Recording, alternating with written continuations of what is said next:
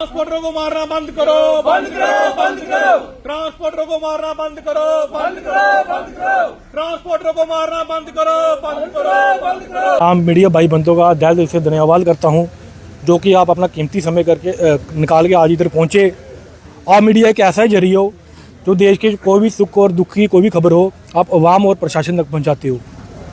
आज का जो हमारा प्रोटेस्ट है, जो कल ट्रांसपोर्टर के लिए काला कानून निकला है कठुआ डिस्ट्रिक्ट में ट्रांसपोर्ट कमिश्नर के द्वारा, कि बहुत ही गलत कानून निकला है। जो पासिंग सेंटर है जो कठुआ डिस्ट्रिक्ट में, वो सांबा डिस्ट्रिक्ट में सेंटर इन्होंने शिफ्ट कर दिया है बिना पूछे ट्रांसपोर्टरों से। मैं आप सबको बताना चाहूँगा मीडिया वालों को कि जो ट्रांसपोर्टर जितने भी हैं आज सब, चाहे ट्रक के हैं, चाहे बस के हैं, चाहे ऑटो के हैं, चाहे ट्रैक्टर हैं, आज सब इकट्ठे होकर मेट्रो के सब इधर ट्रांसपोर्टर मेरे पास आए हैं। उनका ये मसला है कि कठुआ डिस्ट्रिक्ट बहुत ही बड़ी डिस्ट्रिक्ट है, जैसे बन्नी, बिसोली, बिलावर जैसी, वहाँ से हमारी 6 विधानसभा हैं, वहाँ से ट्रांसपोर्टर सब यहाँ पे कठुआ में पासिंग करवाने आते हैं। इन्होंने विजयपुर में जाके ये शिफ्ट कर दिया है डिस्ट्रिक्ट सांबा में जाके। हमारे कठुआ के साथ ही ट्रांसपोर्टर के साथ ऐसा क्यों हो रहा है? बाकी जो डिस्ट्रिक्ट हैं पुंछ, रजौरी, डोडा, रामबन जैसे, वो भी उनके साथ क्यों नहीं हो रहा?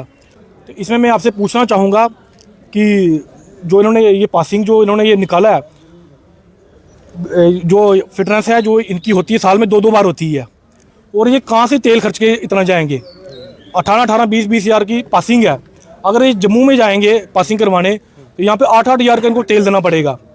जो बसोली, रामबन से आते हैं, जो बन्नी, बिलावर और बसोली से आते हैं, वो जम्मू कठुआ के आने के लिए उनको 4-4-5 घंटे सफ़र करना पड़ता है।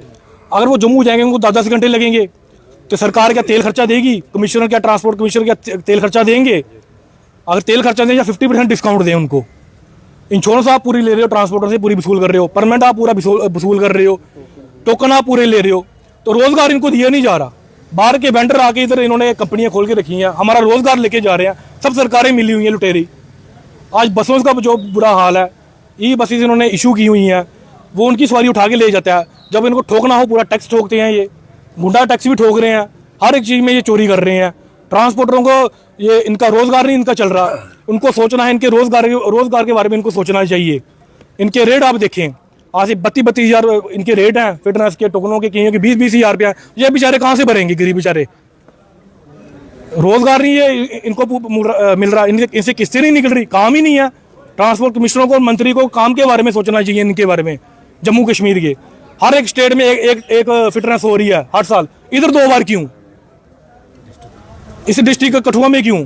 डिस्ट्रिक्ट कठुआ ही क्यों उधर संभा जाएगा? हम ट्रांसपोर्ट मिनिस्टर से मिलेंगे और डीसी दफ्तर से भी हम मिलेंगे, डीसी साहब से मिलेंगे। अगर हमारा हल नहीं निकला, हमारा सबसे पुराना डिस्ट्रिक्ट है ये कठुआ डिस्ट्रिक्ट, चाहे पुराना हो न्यू हो, हर एक डिस्ट्रिक्ट में अपना अपना सेंटर होना चाहिए। वो बाहर क्यों जाए? देखिए, बड़ी देर से हम उम्मीद कर रहे थे, क्योंकि बड़ी देर से हम इंस्ट्रक्शन सी के जो बाकी डिस्ट्रिक्ट्स में जो अभी पासिंग हो रही थी, फिटनेस पासिंग, वो बंद होने वाली है। लेकिन परसों ये फाइनली हो गया, और जो लोगों की फ़ीस थी फिटनेस के लिए, फिटनेस फ़ीस लेना भी बंद हो गया हमारे कठुआ के लिए। अब फ़ीस नहीं भरी जा रही है। लोगों ने कोशिश की लेकिन उनका फ़ीस नहीं भरी गई।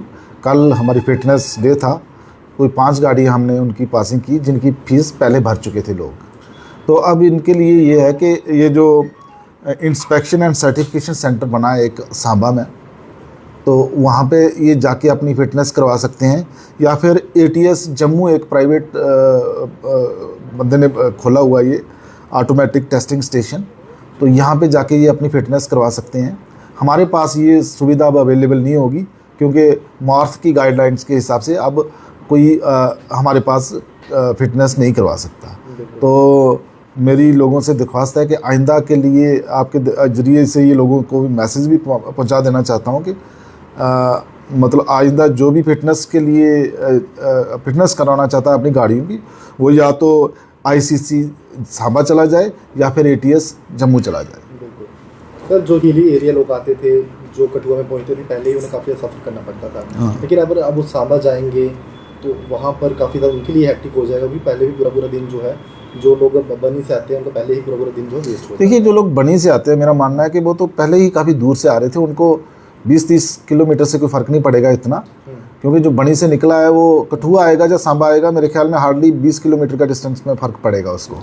लेकिन जो लोग कठुआ से अब जम्मू जाएंगे या सांबा जाएंगे उनके लिए मैं समझता हूँ ज़्यादा प्रॉब्लम है, क्योंकि पहले वो अपने टाउन में ही करवा रहे थे फिटनेस, अब उनको 30-40-45 किलोमीटर सांबा जाना पड़ेगा, और 80 किलोमीटर अगर वो जम्मू से करवाते हैं तो 80 किलोमीटर वहाँ जाना पड़ेगा।